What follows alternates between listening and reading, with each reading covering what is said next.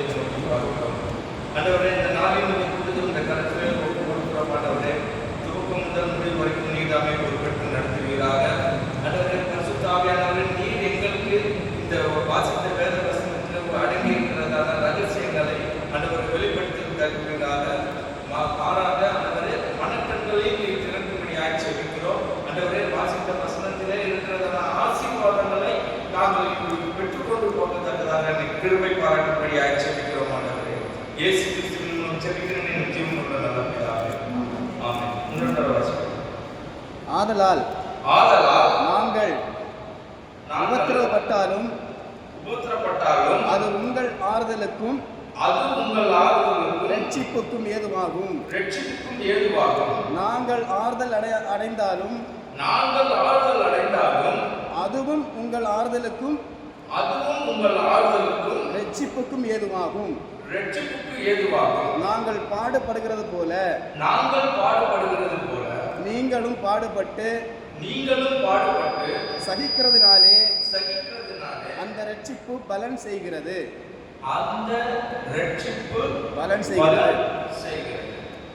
அப்போஸ்தலனாகிய பவுல் கொரிந்து சபைக்கு இரண்டாவது முறையாக வந்துட்டு போனதுக்கு அப்புறம் எழுதின இந்த நிருபம் இரண்டாவது நிருபம். இதற்கு ஆதாரமாக 2 கொரிந்தியர் 2ஆம் அதிகாரம் 4ஆம் வசனத்தை வாசிக்கலாம்.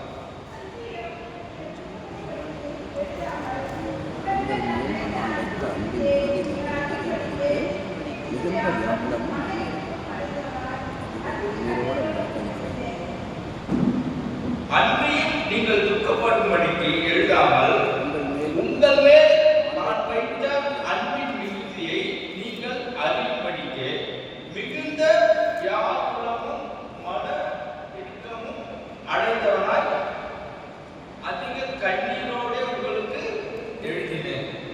அப்போஸ்தலனாகிய பவுல் அவர் சொல்றாரு, உங்களுடைய அன்பின் நிமித்தம் நான் வியாகுலப்பட்டு இந்த நிருபத்தை கண்ணீரோடு எழுதின காரணம் என்ன தெரியுமா? இந்த சபையில ஒரு மிகப்பெரிய பிரச்சனை கிளம்பிடுச்சு. என்னன்னா, பவுலை கேள்வி கேட்க ஆரம்பிச்சாங்க. கொரிந்து சபை விசுவாசிகள் பவுலை கேள்வி 2வது முறை வந்துட்டு போகும்பொழுது அவர் கேள்வி கேட்டதுனால பவுலுக்குள் மிகுந்த வேதனை, வியாகுலம், கண்ணீர். என்ன கேள்வி கேட்டாங்கன்னா, அந்த 2 கொரிந்தியர் 1ஆம் அதிகாரம் 6வது வசனத்தை நம்ம பார்க்கும்போது அங்க ஒரு பெரிய ரகசியத்தை சொல்றாரு. என்ன ரகசியம் சொல்றாருன்னா, பாடுபடுகிறதினாலே, பாடுகளை சகிக்கிறதினாலே ரட்சிப்பின் பலனை செய்கிறது. அல்லேலூயா. எத்தனை பேருக்கு ரட்சிப்பின் பலன் தரும்? ஆமென். கரங்களை உயர்த்தி ஒரு அல்லேலூயா சொல்லுவோமா? அல்லேலூயா. அவர் சொல்றாரு, ரட்சிப்பின், அதாவது பாடுகளை சகிக்கணும்னு சொல்றாரு. இவங்க என்ன பண்ணிட்டாங்கன்னா, மனம் திரும்பினாங்க, ரட்சிக்கப்பட்டாங்க, ஞானஸ்நானம் எடுத்தாங்க, சபையில் உள்ள பொறுப்புகளிலே பொறுப்பா இருந்தாங்க. அந்த பொறுப்புகளை ரொம்ப கவனமா செஞ்ச உடனே இவங்களுக்கு என்ன ஆயிடுச்சுன்னா, இவங்களுக்குள்ள பவுலும் இவர்களும் ஒரே சரிசமம் என்று நினைச்சு அவர் வரும்பொழுது அவரை கேள்வி கேட்டதுனால அவர் இந்த நிருபத்தை எழுதுகிறார். அதுலதான் அவர் அந்த ரகசியத்தை, பெரிய ரகசியத்தை சொல்லுகிறார். என்ன சொல்லுகிறாருன்னா, பாடுகளை சகிக்கிறதுனாலே ரட்சிப்பின் பலன் அடைகிறது. அல்லேலூயா. இன்னைக்கு நான் அப்படி வேதத்துல நான் பார்த்த இந்த மாதிரி ரட்சிப்பின் பலனை பெற்றவர்கள் யாராச்சும் இருக்காங்களா? பாடுகளை அனுபவித்து ரட்சிப்பின் பலனை பெற்ற ஆட்கள் இருக்கிறாங்கன்னு சொல்லி நான் வேதத்தை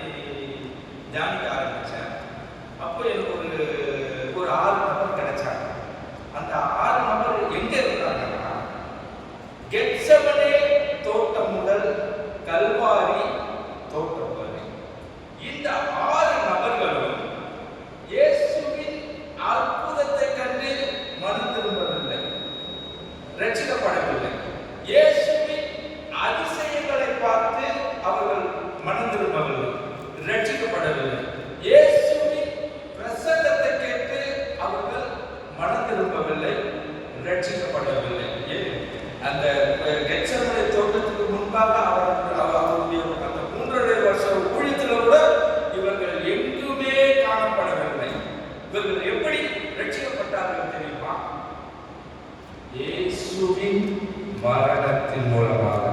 அல்லேலூயா.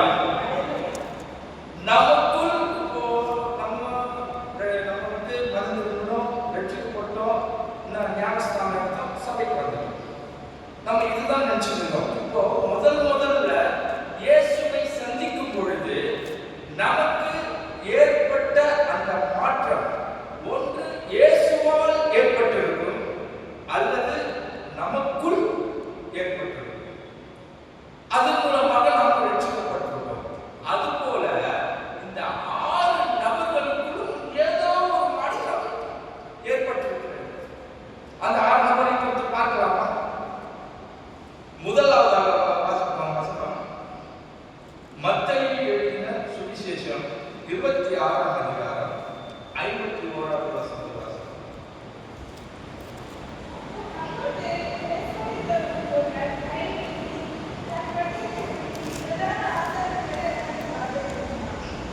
கொஞ்சம் சத்தமா வாசிப்போம். அப்பொழுது இயேசுவோடு இருந்தவர்களின் ஒருவன் கை நீட்டி தன் பட்டயத்தை உருவி பிரதான ஆசாரியனுடைய வேலைக்காரனை காதர வெட்டினான்.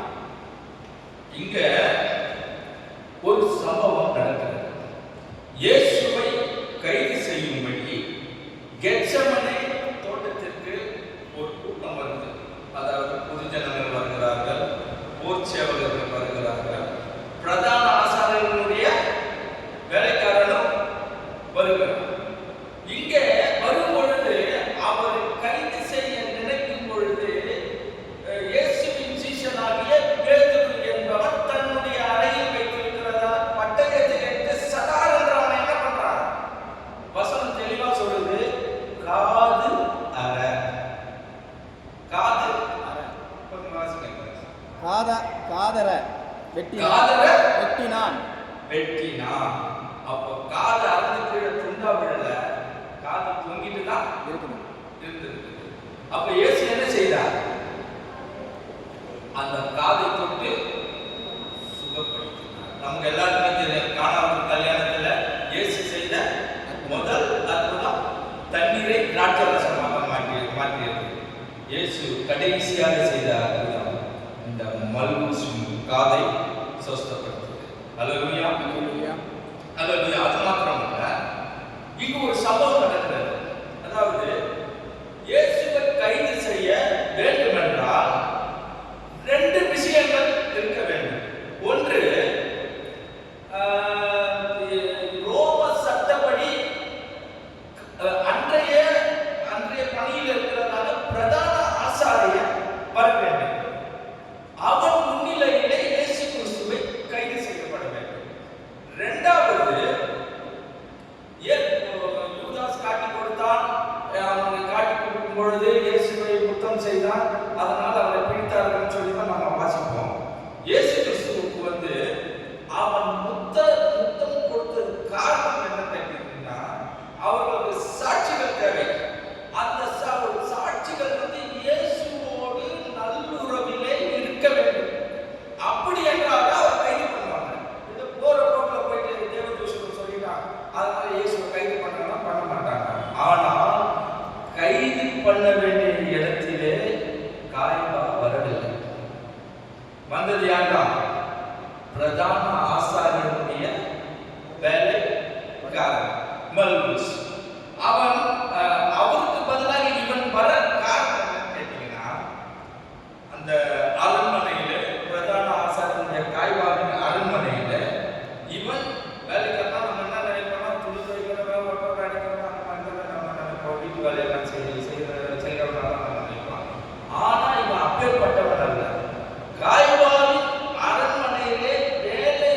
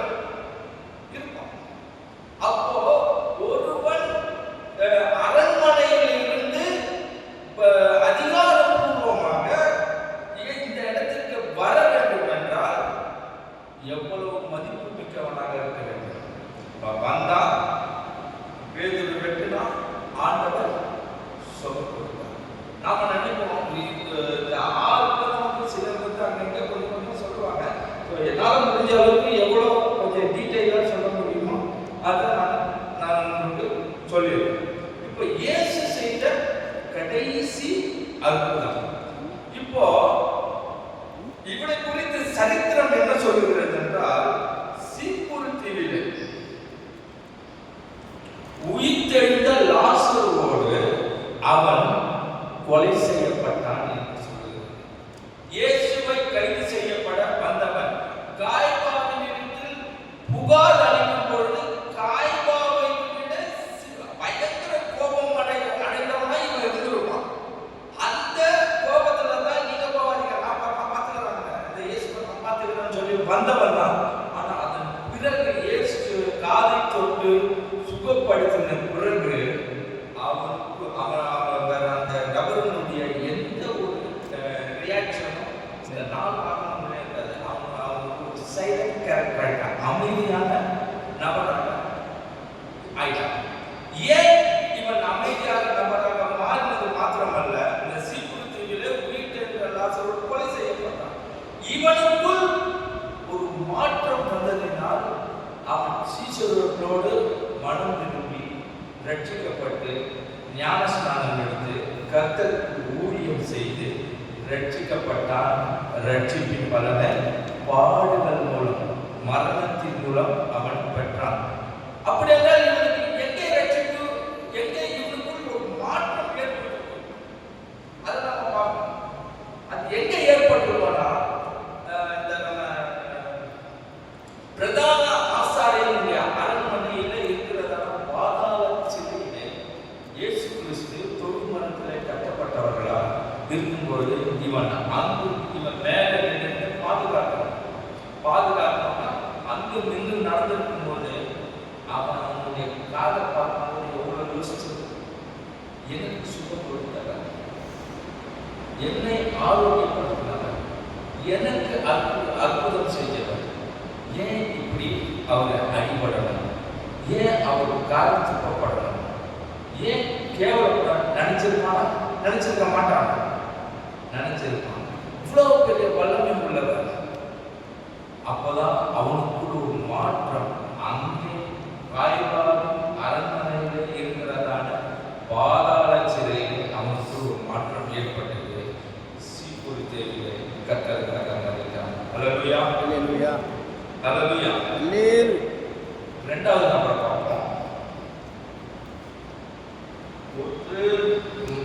மார்க்கு 15:6-15 எடுத்து ஒரு கையில் வச்சுக்கோங்க.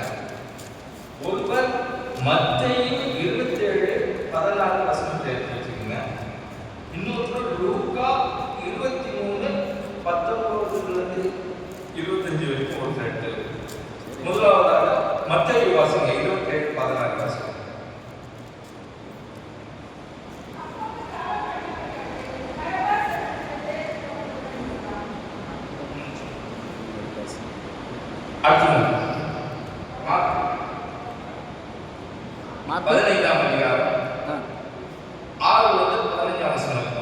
காவல் பண்ணப்பட்டவர்களில் எவனை விடுதலையாக்க வேண்டும் என்று ஜனங்கள் கேட்டுக்கொள்கிறார்களோ அவனை அவர்களுக்காக விடுதலையாக்குவது பண்டிகை தோறும் பிலாத்துவுக்கு வழக்கமாயிருந்தது.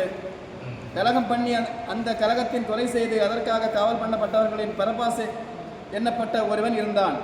ஜனங்கள் வழக்கத்தின்படியே தங்களுக்கு ஒருவனை விடுதலையாக்க வேண்டும் என்று சத்தமிட்டு கேட்டுக்கொள்ள தொடங்கினார்கள். பொறாமையினாலே பிரதான ஆசாரியர்கள் அவரை ஒப்புக் கொடுத்தார்கள் என்று பிலாத்து அறிந்து அவர்களை நோக்கி, நான் யூதருடைய ராஜாவை உங்களுக்கு விடுதலையாக்க வேண்டும் என்கிறீர்களா என்று கேட்டான். பரபாசை தங்களுக்கு விடுதலையாக்க வேண்டும் என்று ஜனங்கள் கேட்டுக்கொள்ளும்படி பிரதான ஆசிரியர்கள் அவர்களை ஏவி விட்டார்கள். பிலாத்து மறுபடியும் அவர்களை நோக்கி, அப்படியானால் யூதருடைய ராஜாவென்று நீங்கள் சொல்லுகிறவனை நான் என்ன செய்ய வேண்டும் என்று கேட்டான். அவனை சிலுவையில் அறையும் என்று மறுபடியும் சத்தமிட்டு சொன்னார்கள். அதற்கு பிலாத்து, ஏன் என்ன பொல்லாப்பு செய்தான் என்றான். அவர்களோ அவனை சிலுவையில் அறையும் என்று பின்னும் அதிகமாய் கூக்குரலிட்டு சொன்னார்கள். அப்பொழுது பிலாத்து ஜனங்களை பிரியப்படுத்த மனதுள்ளவனாய் பரபாசை அவர்களுக்கு விடுதலையாக்கி இயேசுவையோ வாரினால் அடிப்பித்து சிலுவையில் அறையும்படிக்கு ஒப்பு கொடுத்தான். லூக்கா 23:19-25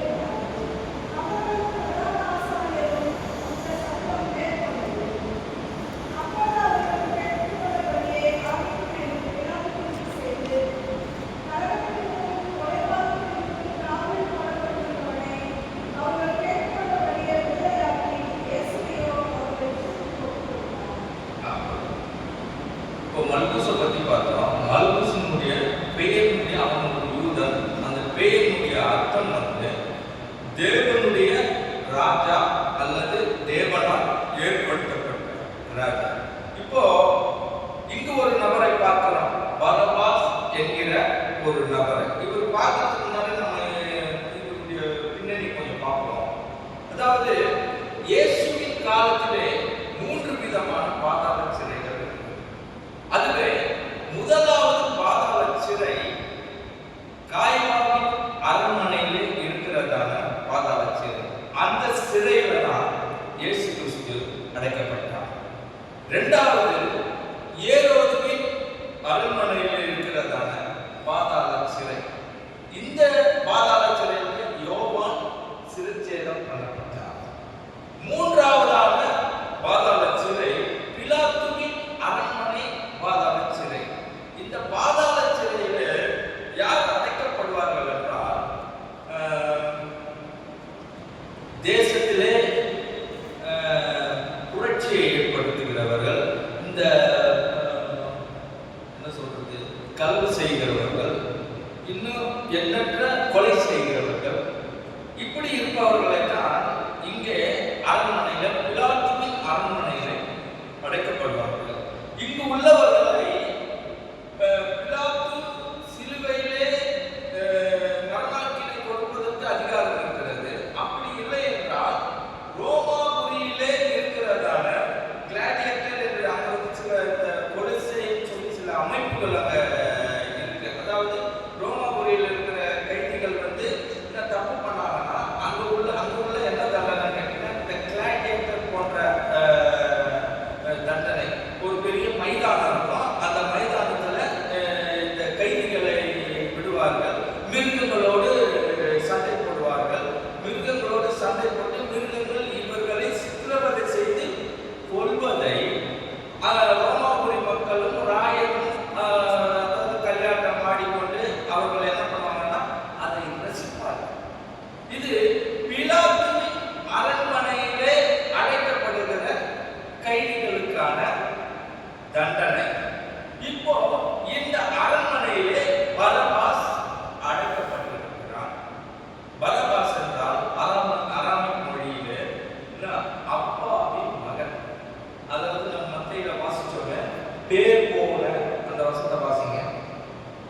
மத்தேயு 27 16 வசனம். லூக்கா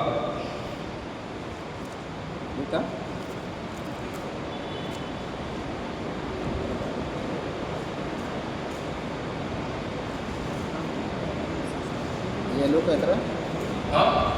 மத்தேயு 27 16 வசனம். ஒருவன் இருந்தான். பேர் போல ஒருவன் இருந்தான். பரபாஸ் என்றால் அது அவனுடைய பேர் கிடையாது. ஜனங்களால் கொடுக்கப்பட்ட பேர் போல வைக்கப்பட்ட ஒரு பெயர். இப்போ அவனை சிறைச்சாலையிலிருந்து போர்ச்சவர்கள் கொண்டு வருகிறார்கள்.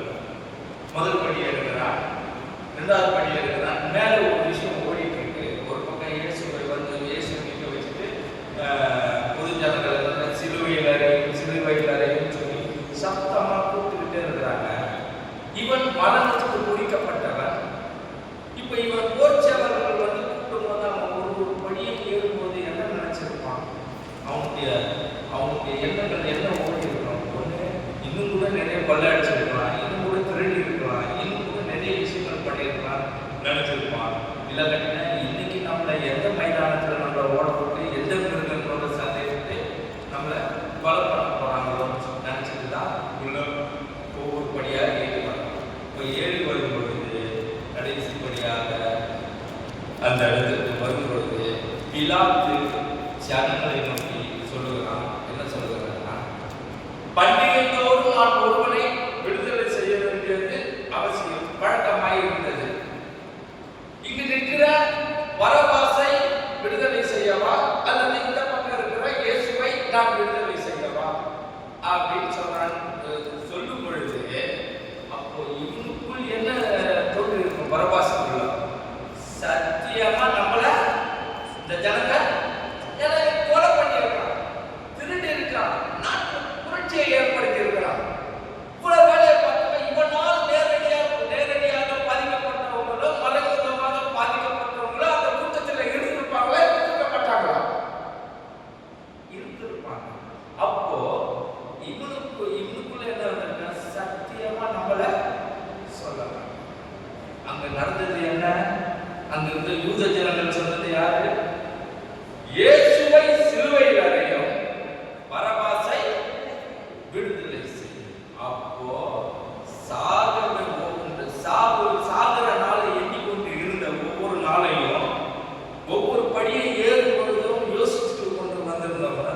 விடுதலைன்னு சொன்ன உடனே எப்படி இருந்திருக்கா அவனுக்கு மனநிலை? சாக வேண்டியவன் தப்பிச்சிட்டாங்க. இருந்திருக்குமா? சந்தோஷம் இருந்திருக்குமா? இருந்திருக்காங்க. எல்லாம் கொட்டாய் வருவீங்களா? சொல்லுங்க.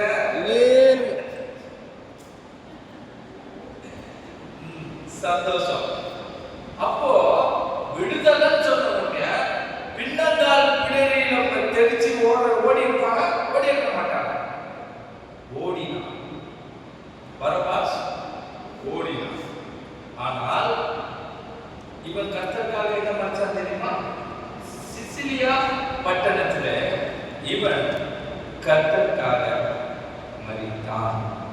இவனும் இயேசுவின் மரணத்தை அந்த கல்வாரி சிலுவை முன் சென்று பார்த்து இவன் மனதுக்குள் ஒரு மாற்றம் ஏற்பட்டு அவனும் மனம் திரும்பினான், ரட்சிக்கப்பட்டான். ரட்சிப்பின் பலனாகிய ஊழியம் செய்தான். சிசிலியா பட்டணத்திலே கர்த்தருக்கென்று மரித்தான். இவனுக்குள் மாற்றம் ஏற்பட காரணம் என்ன தெரியுமா? இயேசுவை சிலுவையிலே அறையும் பரபாசை விடுதலை செய்யும் என்று சொன்னவுடனே விடுவிக்கப்பட்ட உடனே நேரே அந்த கூட்டத்துல தான் ஓடி இருப்பார். அந்த கூட்டத்துக்குள்ள ஓடி இவனுடைய சகாக்கள் வந்து இவனுக்கு என்னதான் நடக்குதுன்னு கூட்டாளிகள் வந்திருப்பாங்க, வந்திருக்க மாட்டாங்க, வந்திருப்பாங்க, வேடிக்கை பார்த்துப்பாங்க. இவன் விடுதலை அவர்களும் இவனும் சந்தோஷப்பட்டிருப்பாங்க, சந்தோஷப்பட்டிருப்பாங்க. இப்போ இவன் போய் சகாக்கள் கிட்ட என்ன கேட்டிருப்பான்? நான் தீவிரவாதினா இப்ப இயேசு அவனுக்கு எப்பேற்பட்ட ஆளாகிவிட்டாரு. இவனை விடுதலை பண்ண இயேசு பயங்கரவாதி ஆகிட்டாரு.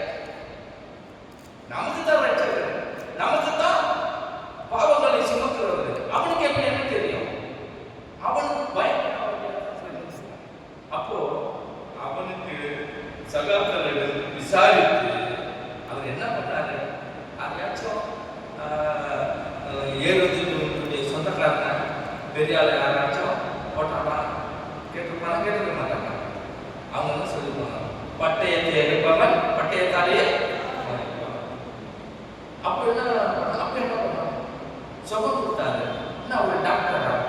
இல்ல, மருத்துவரை எழுப்பினாரு. இப்படி எல்லாம் ஒரு கேள்வியாக கேட்டு அவனுக்கு ஒரு எண்ணம் வந்தது. என்ன தெரியுமா? நான் செய்த பாவங்களுக்காக, நான் செய்த குற்றங்களுக்காக மரிக்க வேண்டிய நான் விடுதலையாக்கப்பட்டு எனக்காக மரிக்கிறது யாரு? ஆண்டவராகிய இயேசு கிறிஸ்து. அங்கே அவனுக்குள் மனமாற்றம் அடைந்து சிசிலியா பட்டணத்திலே கர்த்தருக்கு ஊழியம் செய்து ரட்சிப்பின் பலனை அடைந்து மரித்தான் என்று சரித்திரம் சொல்கிறது. மூன்றாவது ஒரு நபரை பார்ப்போம்.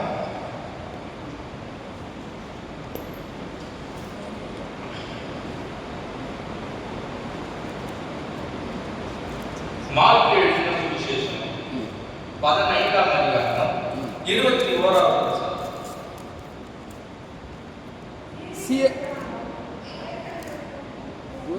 தகப்பனாகிய சீமோன்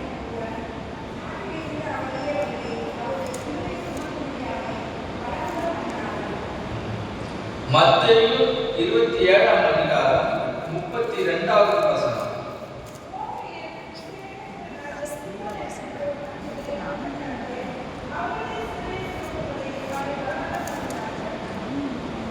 லூக்கா 23ஆம் அதிகாரம் 26வது வசனம்.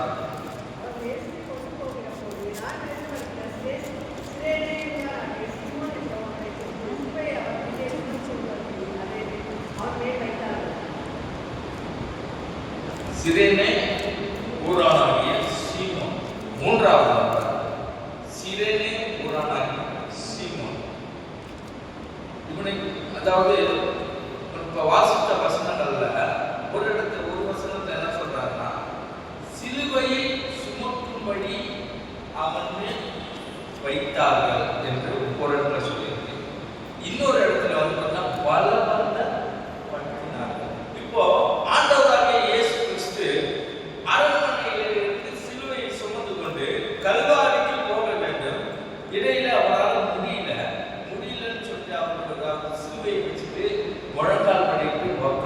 பொழுது திரளான ஜனங்கள் வராங்க. அது பண்டிகை, பஸ்கா பண்டிகை காலம் என்பதால் பல நாடுகளிலிருந்து அந்த பண்டிகைக்கு வந்து இருந்துட்டு போறது அந்த யூதர்களுடைய வழக்கம். இப்போ 2 பேரும் அந்த அவ்வளோ பெரிய கூட்டம் வருது. அவ்வளோ பெரிய கூட்டத்துல இவனை மட்டும் பலவந்தப்படுத்துறாங்க. சிலேன ஊரானாகிய சீமோனை பலவந்தப்படுத்துகிறார்கள். ஏன் இது குறித்து கொஞ்சம் நான் பார்க்கும்போது எனக்கு ஒரு சரித்திரம், ஒரு ஆதாரம் கிடைச்சது. அதை சொல்றேன். இஸ்ரவேல் ராஜ்யம், வடக்கு ராஜ்யம் 10 ராஜ்யங்களும், தெற்கு ராஜ்யம் 2 ராஜ்யங்களுமாய் இருந்தது. கிறிஸ்துவுக்கு முன் 722ஆம் வருடம் அசீரியர்கள் இஸ்ரவேல் ராஜ்யத்தை முற்றுகையிடும் பொழுது இங்குள்ள யூதர்கள் சிதறடிக்கப்பட்டு இந்த சிரேனே ஊரிலே குடிபெயர்க்கப்பட்டார்கள். இந்த சிரேனே ஊர் எங்க இருக்குதுன்னா வட ஆப்பிரிக்காவில் இருக்கு.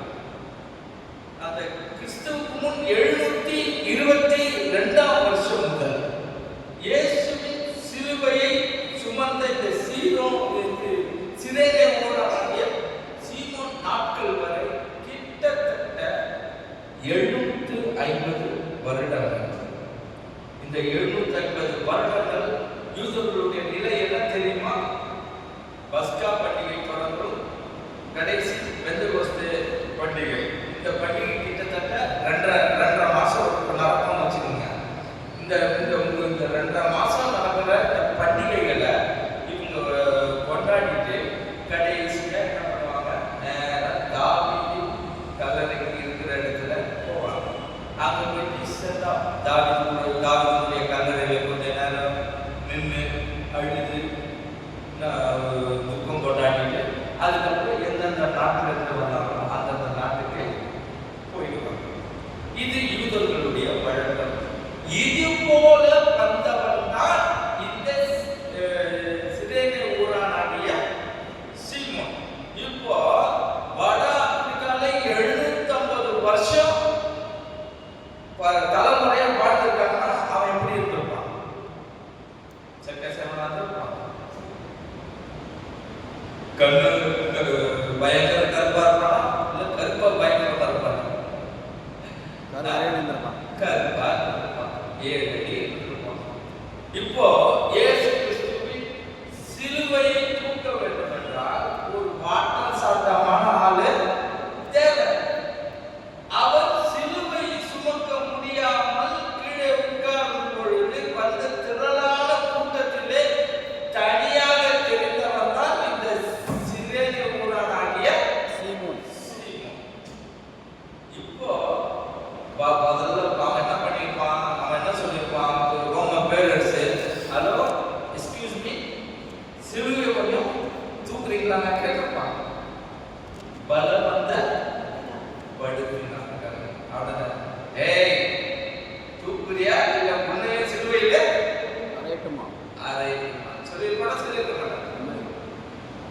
அப்போ பலவந்த படுத்தினது மாத்திரமல்ல, அவன் தோளின் மேலே தூக்கி வச்சுட்டான். இப்போ இயேசு கிறிஸ்து ஏற்கனவே ரத்த கரையோட அந்த ரத்தம் அந்த சிலுவையிலே பட்டு அந்த அவன் போய் தொடும் பொழுது அந்த சிலுவை மன்னிப்பு வாசனை அடிச்சிருப்பான். துர்நாற்றம் அடிச்சிருக்காங்க. நாட்டம் அவன் தூக்கும்போது இயேசுவையும் பார்த்துருப்பான். இயேசுவையும் பார்த்து என்ன சொல்லியிருப்பாங்க? இவன் யாரா? இவன் வந்து இவன் சுமக்க வேண்டிய சிலுவையை நான் சுமக்க எனக்கு என்ன அவசியமா அப்படின்னு சொல்லிட்டு இயேசுவா அம்மாவை திட்டி இருப்பான், இயேசுவா அக்காவை திட்டிருப்பான். திட்டிருக்க மாட்டாங்க. ஏன்னா நமக்கு தான் தெரியும் அவனுடைய பாவத்துக்கும் நம்முடைய பாவத்துக்கும் சிலுவையை சிலுவையை சுமந்துட்டு வராருன்னு சொல்லிட்டு அவனுக்கு தெரியுமா? தெரியாது. அப்போ அவனும் சிலுவையை சுமந்தான். அவன் கொல்கதா தோட்டம் வரைக்கும் அவன் சுமந்து வந்தான். அங்கே நடந்ததை பார்த்திருப்பான். அவன் அதை பார்த்து அங்கிருந்த சீஷர்களோடு மன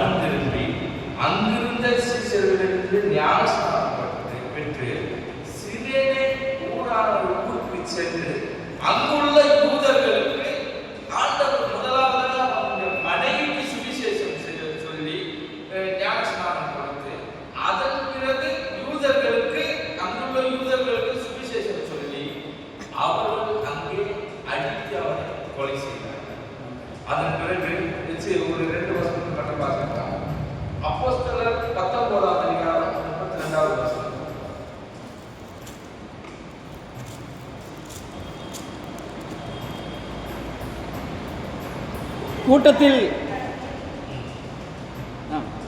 கூட்டத்தில் அப்படி உண்டாகி சிலர் இப்படியும் சிலர் அப்படியுமாக பேசினார்கள். தாங்கள் கூடி வந்த காரணம் என்னதென்று அநேகருக்கு தெரியாதிருந்தது. அப்பொழுது யூதர்கள் அலெக்சந்தர் என்பவரை முன்னிட்டு அதாவது நம்ம மார்க்ல வாசிச்சோமே 15ஆம் அதிகாரம் 21வது வசனம். அலெக்சாண்டர்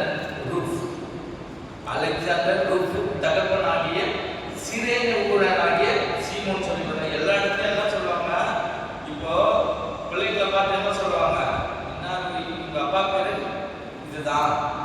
இப்போ எங்க அப்பா என்ன பார்க்கணும்னு சொல்லி ஜெய்பால் பையன் தான் சொல்லுவாங்க. ஆனா இங்க என்ன வசனம் என்ன சொல்றதுன்னா, அலெக்சாண்டர் ரூஃபுக்கு தகப்பனாகிய வேதம் யாரை முன்னிலைப்படுத்துகிறது? அலெக்சாண்டரையும் ரூஃபையும் முன்னிலைப்படுத்துகிறது. அப்புறம் சிரேனே ஊரான சீமோன், இவங்களை ஏன் இவ்வளோ முன்னிலைப்படுத்தி சொல்ல, சுவிசேஷத்தில் முன்னிலைப்படுத்தி சொல்ல காரணம் என்னன்னா, சிரேனே ஊரில் போய் இவன் கொல்லப்பட்ட பிறகு இவனுடைய மனைவியும் இந்த அலெக்சாண்டர் ரூஃப் பிற்காலத்தில் கிறிஸ்தவர்களுக்கு மிகவும் உதவியாக இருந்ததனால் குறிப்பிடப்பட்டிருக்கிறது. அதுல பவுல் தமஸ்கு பட்டணத்திலே சந்தித்த பிறகு அவர் எபேசுக்கு போய் அதன் பிறகு ரோமாபுரியில் இருக்கும் பொழுது, இவர்களும் எபேசுக்கு வந்து ரோமாபுரியில் இருக்கும் போது இவரை பராமரித்தவர்கள் யாரை? அப்போஸ்தலனாகிய பவுலை பராமரித்தவர்கள். அடுத்த வசனம் வாசிங்க.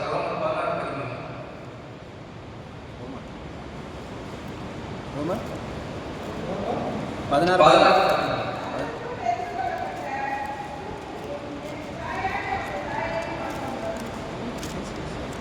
16 கர்த்தருக்குள் தெரிந்து கொள்ளப்பட்ட ரூவையும் எனக்கு தாயாகிய அவனுடைய தாயையும் வாழ்த்துங்கள். இதை யார் சொல்றது? பவுல் சொல்றார், என்னுடைய தாய் சொல்றாரு. இப்போ இவனுக்குள் ஏற்பட்ட மாற்றம் எங்க தெரியுமா? அந்த சிலுவையை சுமந்துட்டு வரும் பொழுது அது சுற்றிலும் பின்னாடி ஜனம் வந்திருப்பாங்க, கூட்டம் வந்திருப்பாங்க. அந்த கூட்டத்துக்கிட்ட இவர் யாரு, இவர் ஏன் இதை செய்கிறாரு, என்ன எதுக்கு தூக்க சொல்றாங்கன்னு சொல்லி விலாவாரியா அவரை பற்றி விவரம் கேட்ட பிறகு இவனுக்குள் ஒரு மாற்றம் ஏற்பட்டு இவன் ரட்சிப்பின் பலனை அடைந்தான். அல்லேலூயா, அல்லேலூயா, அல்லேலூயா, அல்லேலூயா. இன்னும் ஒரு நபரை பார்ப்போம். லூக்கா 23ஆம் அதிகாரம் 39 இருந்து 42ஆம் வசனம் வரைக்கும் வாசிங்க.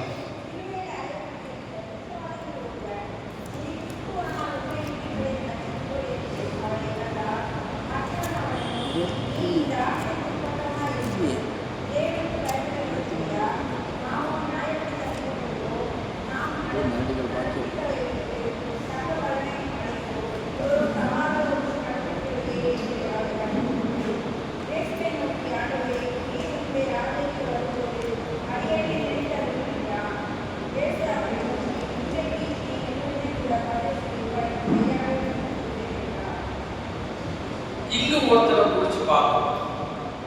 4வது நபர் 2 கல்லுகளிலே ஒருவர். அல்லேலூயா, அல்லேலூயா. இப்போ இயேசு கிறிஸ்துவினுடைய நிலைமையை பாருங்க. தி ஹியூமன் மென்டாலிட்டி சொல்லுவாங்க, தனித்து விடப்பட்ட மனித தன்மை. கெத்செமனே தோட்டத்திலே ஆண்டவராகிய இயேசு கைதுபடும் பொழுது, அதற்கு முன்பாக ஜெபிக்கும் பொழுது 3 சீஷர்கள் கூட்டிட்டு போறார். பேதுரு, யாக்கோபு, யோவான். அவர் வியாகுலம் பண்றார், வியாகுலம் பண்ணி ஜெபிக்கிறாரு. ஜெபிக்கும் பொழுது அந்த 3 பேரை என்ன சொல்றாரு? இன்னும் கூட வந்து ஜெபிக்க சொல்றாரு, விழித்திருக்க. அப்போ இவர் இங்கேயே 3 பேரால என்ன பண்றாரு? கைவிட பட்டார். 2வதாக எந்த காலத்திலே இயேசுவின் அற்புதத்தையும் அதிசயத்தையும் செய்த அப்பத்தையும்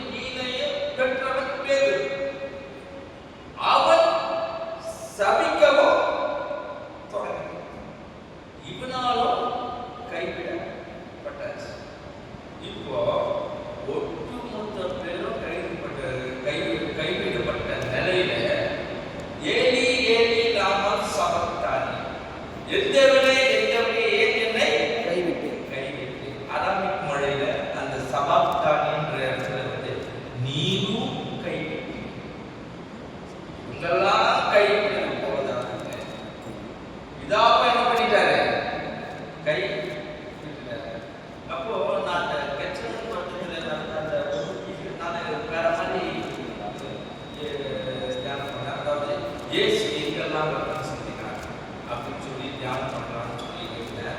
அப்போ இயேசு கிறிஸ்து 7 இடங்களிலே அவர் தியானம் அதாவது ரத்தம் சிந்தினார். அதுல 6 இடங்கள் மட்டும் மனிதர்கள் மூலமாய் ஏற்பட்ட காயங்களினால் ஏற்பட்ட ரத்தம் சிந்தப்பட்டது. கெத்செமனே தோட்டத்தில் அவர் தனக்காகவே அவர் ரத்தம் சிந்தினார். அது இன்னும் ஆழமா பார்க்கும்போது என்ன விஷயம்னா, அவர் உண்மையிலே சிலுவையில மறிக்கிறதுக்கு அவருக்கு இஷ்டமே இல்லை. அவர் சொல்றாரு, என்ன சொல்றாருன்னா, இப்பாத்திரம் நீங்க கூடுமானால் நீங்களுக்கு ஆகியும் உங்களுடைய. அப்போ அவருக்கு கொஞ்சம் கூட சிலுவையில மறிக்கிறதுக்கு விருப்பமே இல்லை. விருப்பம் இருக்குன்னு சொல்றாரா எங்கேயாச்சும்? இல்லை. ஏன் தெரியுமா? கள்ளோபதேசம் வச்சுறாரு. ஏன் தெரியுமா? நான் உருவாக்கப்பட்டவன் என்ன அடிக்கப்பட்டவன், நான் சுவாசம் கொடுத்தவன் என்ன காயப்பட்டவன், நான் உயிர் கொடுத்தவன் என்ன கொல்லப்படும். ஹல்லேலூயா. அதனால தான் அவர் இப்பாத்திரம் நீங்க கூடுமானால் நீங்க. இப்போ அப்போ எந்த அளவுக்கு அவருக்கு அந்த கெத்செமனே தோட்டத்துல வேதனை வலி தனித்து விடப்பட்ட சூழ்நிலை. இப்போ சிலுவையில் தொங்கிட்டு இருக்கிறாரு. அவன் சொல்றான், நீ தேவகுமாரனானால் இறங்கி உன்னைய வச்சுக்கோ, என்னையா வச்சுக்கு. பாவம் எப்படி இருக்கும்?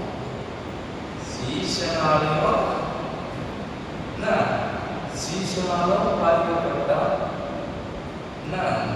கூட இருந்தவங்களாலும் பாதிக்கப்பட்டோம், தனித்து விடப்பட்டோம், பிதாவாலும் பாதிக்கப்பட்டோம். இப்போ ஒருத்தர் சொல்றான், என்ன சொல்றான்? இவனும் நம்மள பரியாசம் பண்றான். அப்படி இன்னொரு சத்தம் இருக்குது. அவன் சொல்ற, ஒரு கல்லை இன்னொரு கல்லை பார்த்து சொல்றான், நீ செஞ்ச தப்புக்கு நீ என்ன பண்ற? அனுபவிக்கிற. அவர் என்ன பண்ணாரு?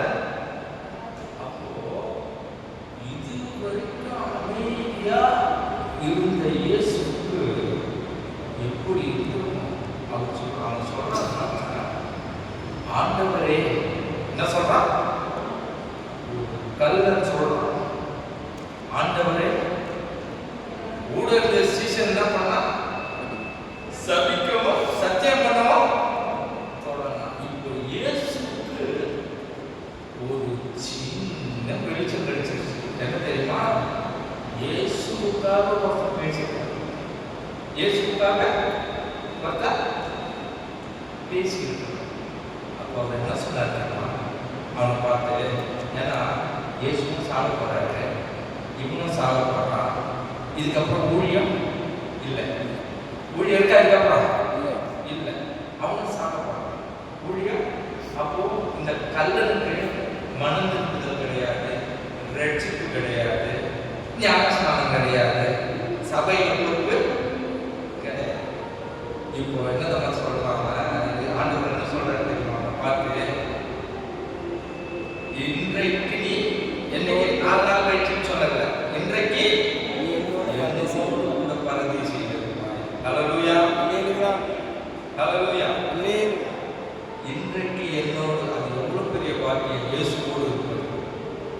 அவன் இயேசுவோடு இருந்தானா இல்லையா? அவர் மரித்து உயிர்த்தெழுந்த பிறகு நம்முடைய நோவாவின் காலத்திலே மரித்த ஆவிகளுக்கு போய் பிரசங்கம் பண்ணதாக பேருக்குள்ளே சொல்லப்பட்டிருக்கு. அவர் பிரசங்கம் பண்ணதை திட்டினார், கண்டிச்சார். அப்போ அவர் போய் கண்டிக்கும் பொழுது இவன் சீசனாக கூட இருந்திருப்பாரா? இருந்திருக்க மாட்டான். எவ்வளவு பெரிய பாக்கியம். ஹல்லேலூயா. 8 மணிக்கு முடிச்சிடலாமா? இன்னும் 2 பேர் இருக்காங்க, சிறப்பாக முடிச்சிடலாமா? நேரம் ஆயிட்டு டைம் கொடுத்தீங்கன்னா ஒரு 5 நிமிஷம். Auto waiting. நீங்க வெயிட்டிங்கா? சரி, ஓகே. இப்போ 5வது வசனம் வாசிங்கன்னா லூக்கா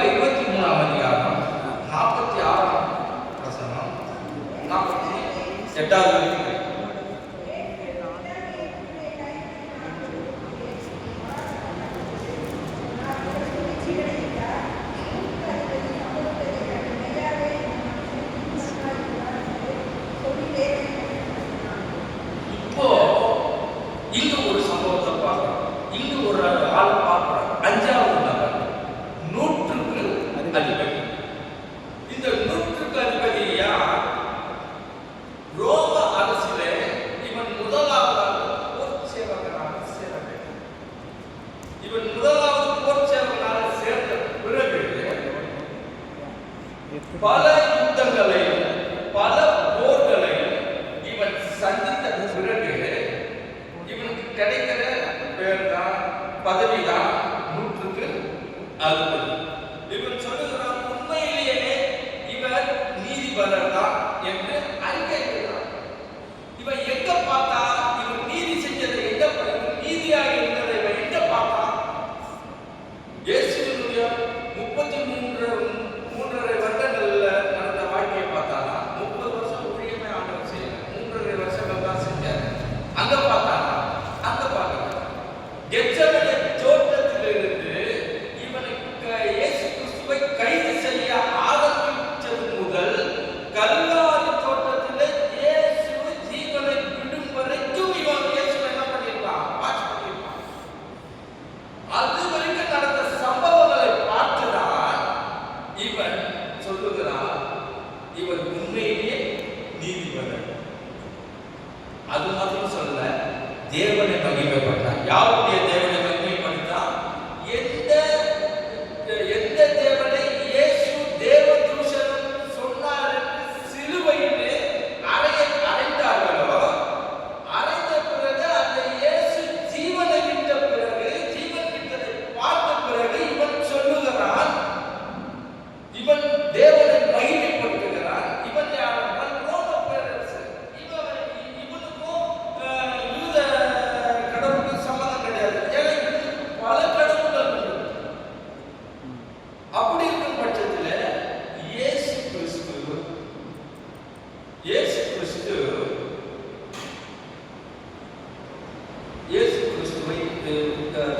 கிறிஸ்துவை மரணத்தின் மூலமாக அவன் தேவனை மகிமைப்படுத்தினான். அல்லேலூயா. இதோட முடிச்சுக்குவோம்.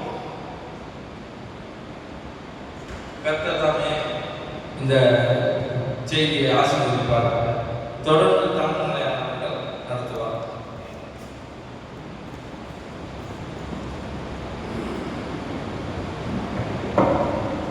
மிக அருமையாக தேவ செய்தியை கொடுத்த எசேக்கியேல் அவர்களுக்கு இயேசு கிறிஸ்து நாமத்தினாலே நன்றி தெரிவித்துக் கொள்கிறோம். நாம் அனைவரும் எழுந்து நின்று பாடல் புத்தகத்தில் உள்ள 388வது பாடல்களை பாடலாம். பாடலில் 388.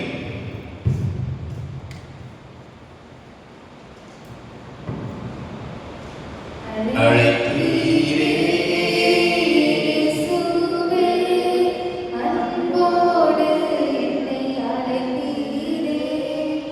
ஆண்டவர்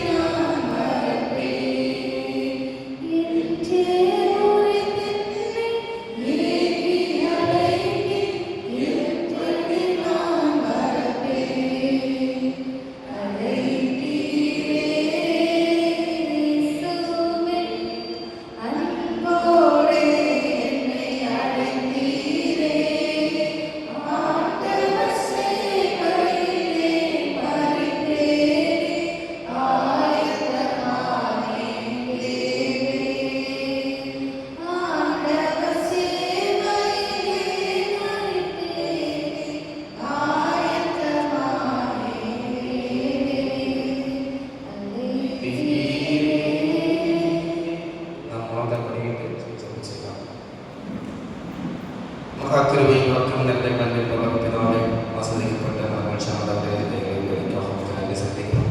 ஆண்டவரே, நாங்கள் நம்முடைய சத்தியத்தை வசனத்தில் தியானிக்கும்படியாக தந்த கிருபைக்காக நன்றி செலுத்துகிறோம். வந்த ஒவ்வொருவரையும் ஆஸ்வதிப்பதற்காக நன்றி. ஆண்டவரை தடப்பட்டவர்களை ஆஸ்வதிப்பதற்காக நன்றி. ஆண்டவரை 25 நாள் வரைக்கும் உங்களுடைய சிலுவை தியானத்தை நாங்கள் தியானிக்க தந்த கிருபைக்காக நன்றி. ஆண்டவரை நாளை தினங்களில் இருக்கக்கூடிய நாளை தினங்களில் ஆண்டவரை ஆராதனை செய்ய போகிறவர்கள் மகளையும் ஆண்டவரை ஆசீர்வதித்து ஆண்டவரை இது கிருபையை நடத்தி வருவதற்காக மக்கள் நன்றி செலுத்துகிறோம். ஒவ்வொரு மக்களையும் உங்களுடைய கையில் ஒப்படைத்து ஜெபிக்கிறோம்.